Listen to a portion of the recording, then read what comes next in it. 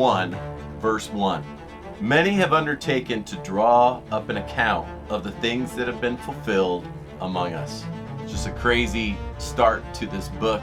If you think about it, Luke is saying the things that have been fulfilled among them is the coming of Jesus. God made flesh.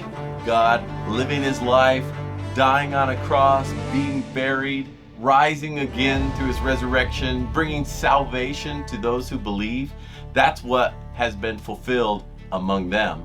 And Luke says, many have undertaken to write about this.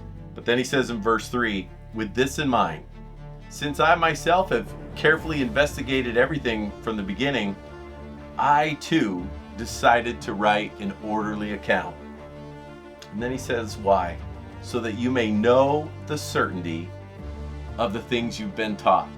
Luke's saying, I want to write these things to you so that you may know the certainty that if you are trusting in Christ, you are doing the right thing. That if you are living this life devoted to him and doing everything you can to serve him, then you are on the right track. Luke wants us to know the certainty of what we've been taught. So last week, my wife and I traveled to Yosemite.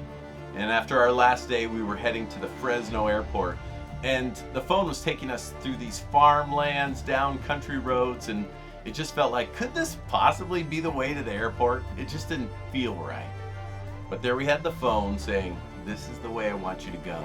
And basically Luke is saying, hey, I want you to know the certainty of the things you believe in. September 21st, I heard, is go back to church Sunday. Back to church Sunday. I didn't even know there was such a holiday. But it happens to be the same Sunday that we're starting Luke.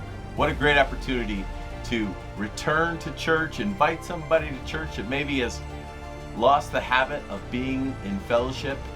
I'm looking forward to reading through this book together to hear the good news that Luke wants to share with us.